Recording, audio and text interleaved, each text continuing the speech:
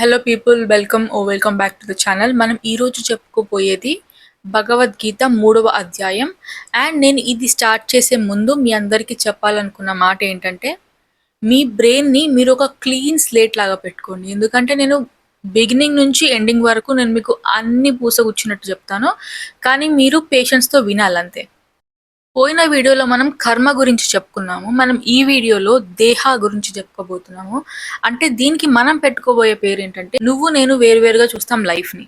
జనరల్గా మనం mortal body ఎలా ఉంటుంది, దానికి సంబంధించిన విషయాలు అన్నీ కూడా మనం ఈ వీడియోలో తెలుసుకోబోతున్నాము. So let's get into the video.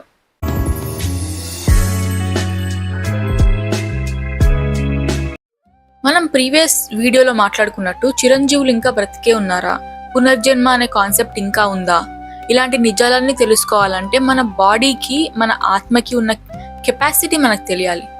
మొక్కకేది real అనిపించిందో అది జంతువులకి కాదు, మనకేది నిజం అనిపించిందో అది జీవులకి కాదు. నేచర్ అనేది diversity, understanding of body and reality experience. ఇది గీతలో లేదు కానీ వేదాల్లో ఉంది. కృష్ణుడు అర్జునుడికి ఇది తెలుసు అని చెప్పి ఎక్స్ప్లెయిన్ చేయలేదు గీతలో, కానీ నేను మీకు ఎక్స్ప్లెయిన్ చేయాలనుకుంటున్నాను.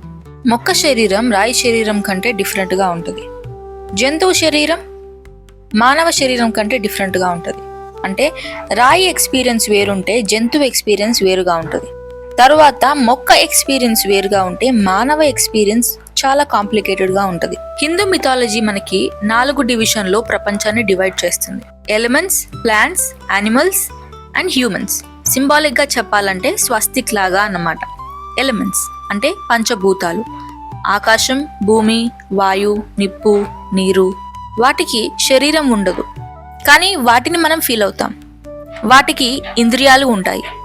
ఈ నక్షత్రాలు, రాయి, కాలువ అవన్నీ కదులుతాయి, కానీ యాక్ట్ అవ్వవు. అవి ఫీల్ అవ్వలేవు, థింక్ చేయలేవు. అవి వాటి స్ట్రగుల్స్ మనకి చెప్పలేవు. నిప్పుకి కూడా ఫ్యూయల్ అవసరం, అది బ్రతకడానికి. అది లేకపోతే నిప్పు చచ్చిపోతుంది. ఈ ఎలిమెంట్స్ అన్ని కూడా అజీవం, అంటే లైఫ్లెస్ అని అర్థం, జీవం లేనివి. ఈ మొక్క, జంతువు, మనిషి అన్ని సజీవాలు. అవి గాలి మీద బ్రతుకుతాయి, అందుకే వాటిని ప్రాణులు అంటాం. అవి బ్రతకడానికి గాలి పీల్చుకుంటాయి, తిండి కోసం వెతుకుతాయి. అవి ఆకలి మరియు భయం రెండూ ఎక్స్పీరియన్స్ చేస్తాయి. అవి తింటాయి కానీ వాటిని తినకూడదు అనుకుంటాయి. అవి బ్రతకాలి కానీ చావకూడదు అనుకుంటాయి. అవి బ్రతకడానికి ఫైట్ చేస్తాయి. మొక్కకి జ్ఞానేంద్రియాలు ఉంటాయి, అంటే సెన్స్ ఆర్గన్స్. వాటితో ప్రపంచాన్ని ఫీల్ అయ్యి రెస్పాండ్ అవుతాయి. ఈ వాటర్, సన్లైట్కి రెస్పాండ్ అయ్యి చేంజెస్ ఎలా వస్తాయో అలానే. కానీ అవి ఇమ్మొబైల్, అంటే ఏదైనా డేంజర్ వస్తే పరిగెత్తలేవు జంతువుల్లాగా. క్లియర్గా జంతువులకి రెస్పాన్స్ ఆర్గన్స్ ఎక్కువ ఉంటాయి. సెన్స్ ఆర్గన్స్ అంటే ఏంటి? Eyes, ears, nose, tongue, skin ఇలా. రెస్పాన్స్ ఆర్గన్స్ అంటే హ్యాండ్స్, లెగ్స్, మౌత్ ఇలా అన్నమాట. జంతువులకి చాలా పెద్ద బ్రెయిన్ ఉంటుంది. Display of emotion of degree చాలా ఎక్కువ ఉంటుంది. ఇంటెలిజెన్స్ కూడా ఉంటుంది. అవి థింగ్స్ అన్నిటిని గుర్తుపడతాయి, చూస్ చేసుకోగలుగుతాయి, సింపుల్ ప్రాబ్లమ్స్ని సాల్వ్ చేసుకోగలుగుతాయి, ఫుడ్ని వెతికి షేర్ చేసుకోగలుగుతాయి. దానికి ఒక పర్సనాలిటీ కూడా ఉంటుంది. మళ్ళీ హ్యూమన్స్కి వస్తే చాలా డిఫరెన్స్ ఉంది. మనకి సెన్స్, ఎమోషన్, ఇంటెలిజెన్స్ అన్నీ కూడా హైలీ డెవలప్. మనం ఎందుకు యూనిక్ అన్ని జీవుల కంటే? ఇమాజినేషన్ వల్ల. ప్లాంట్స్ అండ్ యానిమల్స్ అన్నీ కూడా ఆకలి, భయం, చావు అన్ని ఎక్స్పీరియన్స్ చేస్తాయి, కానీ మనం వాటిని ఇమాజిన్ చేసుకోగలుగుతాం. ప్రపంచంలో ఫుడ్ లేకుండా, భయం లేకుండా, చావు లేకుండా ఇమాజిన్ చేసుకోగలుగుతామా? అవును. ఇదే ఐడియా ఆఫ్ ఇమ్మోర్టాలిటీ అంటే. How the world should be అని ఇమాజిన్, ఇమోషనల్ గా ఎక్స్పీరియన్స్ చేయడం. హౌ ద వరల్డ్ ఫీల్స్ అని సెన్సరీ ఆర్గన్స్ తో ఎక్స్పీరియన్స్ చేయడం. వాట్ ఈస్ యాక్చువల్లీ సెన్స్డ్ అని రియాలిటీని ఎక్స్పీరియన్స్ చేయడం. నీ బాడీ, నీ ఎక్స్పీరియన్స్, నీ నాలెడ్జ్ అన్నీ చాలా డిఫరెంట్గా ఉంటాయి వేరే జీవుల కంటే కూడా. కృష్ణుడు అన్ని భాగాలు, అంటే ఎవ్రీ స్లైస్ ఆఫ్ రియాలిటీని ఎక్స్పీరియన్స్ చేస్తాడు. ఒక ఎలిమెంట్ లాగా, ఒక ప్లాంట్ లాగా, ఒక యానిమల్ లాగా, ఒక మనిషి లాగా కూడా. అందుకే భగవద్గీత అని అందుకే అంటారు. అర్జున, నేనే సూర్యుడిని, చంద్రుడిని, మొక్కను వికసింపజేసే రసాన్ని కూడా నేనే. నేను జంతువుల శ్వాసను. నేను తింటాను, ఆలోచిస్తాను, అర్థం చేసుకుంటాను, మర్చిపోతాను, ఒక మనిషిలాగే. నేను ఒక ట్రాన్స్మిటర్ని, టీచర్ని, స్కాలర్ని, జ్ఞానాన్ని. నేనే నశించేవాడిని, నేనే నాశనమైన వాడిని. ఆ రెండింటికి సపోర్ట్ చేసేవాడిని కూడా నేనే. వేదాల్లో మన బాడీ ఒక సిరీస్ ఆఫ్ కంటైనర్ అని ఊహించుకుంటే మన మాంసం అంటే ఫ్లెష్ అనేది చివరి కంటైనర్గా భావిద్దాం. అయితే దానికి సెన్సెస్ ఉంటాయి. దాన్ని మనం అన్నకోశ అని అంటాం, అంటే ద కంటైనర్ ఆఫ్ ఫుడ్ అంటాం అన్నమాట. దాని లోపట మనం ఇమాజిన్ చేసుకోగలిగితే ద కంటైనర్ ఆఫ్ బ్రీత్ అంటే ప్రాణకోశ. దాని లోపట ద కంటైనర్ ఆఫ్ థాట్స్ మన కోశ. దాని లోపట ద కంటైనర్ ఆఫ్ బిలీఫ్ విజ్ఞాన కోశ. Finally the container of emotion చిత్తకోశ. మొక్కలో container of flesh and breath మాత్రమే ఉంటాయి. జంతువుల్లో container of flesh, breath and emotion ఉంటాయి. ఇంకా కొన్ని జంతువులలో థాట్స్ కూడా ఉంటాయి. కానీ మన మనుషుల్లో మాత్రమే container of beliefs, idea and senses కూడా ఉంటాయి. మన థాట్స్ అండ్ మన బిలీఫ్స్ అన్నీ కూడా మన ఎమోషన్ని షేప్ చేస్తాయి. మనము ఆ థాట్స్ అండ్ బిలీఫ్స్ వల్లనే ఒక్కొక్కరం ఒక్కొక్కలాగా రెస్పాండ్ అవుతాం. అందుకే ధృతరాష్ట్ర, దుర్యోధన, అర్జునుడు వీళ్ళందరూ కురుక్షేత్ర భూమి మీద వేరువేరుగా రెస్పాండ్ అయ్యారు. రియాలిటీకి ఇమాజినేషన్ని డిఫరెంట్గా చూడడం అనేది మన హ్యూమన్స్ లక్షణం. అంటే రియాలిటీ అంటే న్యాయం, ఈక్వాలిటీ, ఫ్రీడమ్, హ్యూమన్ రైట్స్ ఇలా అన్నమాట. ఇమాజినేషన్స్ అంటే దేవుడు, నరకం, స్వర్గం, పునర్జన్మ, అమరత్వం ఇవి. అలానే మనం ఐడెంటిటీని ఎలా ఇమాజిన్ చేసుకుంటామో అలానే యాక్ట్ చేస్తాం. ఎక్కడి నుంచి వచ్చాం, మన సోషల్ స్టేటస్ ఏంటి, స్ట్రక్చర్ ఏంటి, మన యాక్షన్స్కి ఎలా జడ్జ్ చేయాలి, ఇవన్నీ కూడా hallucinations. But we are humans, we need to help each other. అలానే అర్జునుడు కూడా పాండవులు, కురువంశం ఇలా ఐడెంటిటీని గ్రాంట్ చేసుకోవాలని మంచో చెడో ఇలాంటి రియాక్షన్స్ ఇవ్వలేదు. హ్యూమానిటీకి లొంగిపోయాడు. అర్జున సెన్సెస్ని మించి, ఫిజికల్ని మించి, మైండ్ని మించి, ఇంటెలిజెన్స్ని మించి నువ్వు ఏంటి అని తెలుసుకున్నప్పుడే నీ కోరికలు నెరవేరుతాయి. కానీ కాన్సెప్చువల్ రియాలిటీ ఆఫ్ కృష్ణుడు ఏంటంటే, అంటే సంభావిత వాస్తవికత ఏంటంటే అమరత్వం అనేది ఫ్యాక్ట్.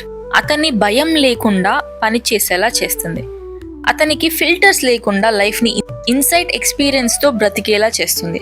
కానీ ఈ ధృతరాష్ట్రుడు, దుర్యోధనుడు యొక్క కాన్సెప్చువల్ రియాలిటీ ఏంటంటే ఆవేశంతో పనిచేసేలా చేస్తుంది. హింసని ఊహించుకోండి. హింసతో ప్రపంచాన్ని మార్చాలని అనుకోండి, అవుతుందా? రెండు ఊహలే. ప్రపంచాన్ని మార్చలేము, పైగా హింసతో అస్సలు మార్చలేము. సైన్స్ ఈ గీతకి సంబంధించిన ఇమాజినేషన్ కాన్సెప్ట్ని ఎంకరేజ్ చేయదు. ఎందుకంటే సైన్స్ వాల్యూ ఫైనైట్ అన్నమాట, అంటే పరిమితమైనది. దానికి మెజర్స్ ఉంటాయి, కానీ గీతకి పరిమితం లేదు. అది అన్మెజరబుల్ కాన్సెప్ట్. సైన్స్ మెజర్మెంట్ మీద ఆధారపడి ఉంటుంది. ఫీలింగ్స్ కాంప్లికేటెడ్, బట్ మెజర్మెంట్స్ అనేవి ఈజీయే కదా. అందుకే ఫిజిక్స్, కెమిస్ట్రీ, బయాలజీ ఇవన్నీ pure science. Psychology pseudo science, అంటే ఇంపర్ఫెక్ట్ సైన్స్ అన్నమాట. అందుకే ఈ కాన్సెప్ట్ గీతలో కీ రోల్ ప్లే చేస్తుంది. ఎస్పెషల్లీ మ్యాథమెటిక్స్లో ఈ జీరో అండ్ ఇన్ఫైనైట్ అనేవి ఇమాజినరీ నెంబర్స్. వాటిని ఎగ్జాక్ట్గా ఎలా అని చెప్తాం? ఒక చెట్టుని చూపించగలం, కానీ జీరో చెట్లను చూపించగలుగుతామా? ఇన్ఫైనైట్ చెట్లని చూపించలేం, ఇమాజిన్ మాత్రమే చేసుకోగలుగుతాం. శతాబ్దాలుగా ఈ కాన్సెప్ట్ని తెలియకుండానే మన సివిలైజేషన్లో అంటే నాగరికతలో మనకి ఇవన్నీ ఉన్నాయి. హిందూ ఫిలాసఫర్స్ మన ఇండియాలో ఈ జీరో అండ్ ఇన్ఫైనైట్ కాన్సెప్ట్ని 2000 సంవత్సరాల క్రితమే అటెంప్ట్ చేశారు. ఈరోజు సున్నా, ఇన్ఫినిటీ లేకపోతే టెక్నాలజీయే లేదు. ఈ సున్నా మరియు ఇన్ఫైనైట్ కాన్సెప్ట్ ఏదైతే ఉందో, ఇమ్మార్టాలిటీ కాన్సెప్ట్ కూడా, అంటే అమరత్వం కాన్సెప్ట్ కూడా అంతే. ఈ కాన్సెప్ట్ కృష్ణుడు అర్జునుడికి చెప్పాడు కాబట్టి దాన్ని ఎక్స్పీరియన్స్ చేసి దానివల్ల అతను లైఫ్ని డిఫరెంట్గా చూస్తాడు. ఈ జీవితం మనం జీవించేది ఒకటే లైఫ్ కాదు, ఇది అనేక జీవితాల్లో ఒకటి. మన యాక్షన్స్కి ఇన్ఫైనైట్ కాన్సిక్వెన్సెస్ ఉంటాయి. మనకి లిమిట్లెస్ చాయిసెస్ కూడా ఉంటాయి, కానీ మనం మైండ్ని ఓపెన్గా పెట్టుకోవాలంతే. అర్జున, ప్రజలు కొంతమంది దేవుళ్ళనే ఆరాధిస్తారు, వారి కోరికల ప్రకారం, వారి స్వభావాల ప్రకారం. కానీ నా నుంచి వాళ్ళకి విశ్వాసం వస్తుంది, వారి విశ్వాసం నెరవేరుతుంది. వాళ్ళు రిస్ట్రిక్ట్ చేసుకుంటారు. బౌండరీస్ లేకుండా నన్ను ఎవరైతే డిస్కవర్ చేస్తారో నేను లిమిట్లెస్ అవుతాను. ఇమాజినేషన్కి ఎవరైతే కంఫర్టబుల్గా ఉంటారో వాళ్ళు లిటరల్ని ప్రిఫర్ చేయరు. అంటే పోయిట్రీ లేకపోతే మనం న్యాయం, ప్రేమ, రిమార్కబిలిటీ ఇలాంటి అన్మెటీరియలిస్టిక్ థింగ్స్ని ఎలా కమ్యూనికేట్ చేయగలుగుతాం? గీతలో ప్రపంచం అనేది వేరువేరు మనుషులకు వేరువేరుగా ఎక్స్పీరియన్స్ ఇస్తుంది. అమరత్వం, పునర్జన్మ యొక్క కాన్సెప్ట్ని క్లియర్గా తెలుసుకుంటారు. కృష్ణుడికి మనం అందరం ఒకేలా వరల్డ్ ఎక్స్పీరియన్స్ చేయలేము అని తెలుసు. అందుకే అతని దగ్గర అన్ని ప్రాబ్లమ్స్కి సొల్యూషన్స్ ఉంటాయి. అర్జున, నీ మనసు నాలో లీనం చేయి. నేను నిన్ను పునరావృత మృత్యువు అనే సాగరం నుంచి కాపాడుతాను. నీ వల్ల కాకపోతే యోగా సాధన చెయ్యు, నీ మనసుతో పని చేయు. అది కూడా నీ వల్ల కాకపోతే నీ పని నా పని అని భావించు. లేకపోతే నేను చెప్పినట్టే చెయ్యు. మీరు ఇలా కూడా చేయలేకపోతే నీ పనిని నువ్వు చేసుకుంటూ వెళ్ళు. ఫలితం నాకు వదిలే, నేను చూసుకుంటాను. మనం ఈ వీడియోలో దేహం మరియు ఎక్స్పీరియన్సెస్ గురించి మాట్లాడుకున్నాం. వచ్చే చాప్టర్లో మనం ఎలాంటి అర్థం కోరుకోవాలి జీవితం నుంచి తెలుసుకోబోతున్నాం. కాబట్టి ఈ వీడియోని లైక్ చేయండి, షేర్ చేయండి అండ్ సబ్స్క్రైబ్ కూడా చేయండి. Thanks for watching the video.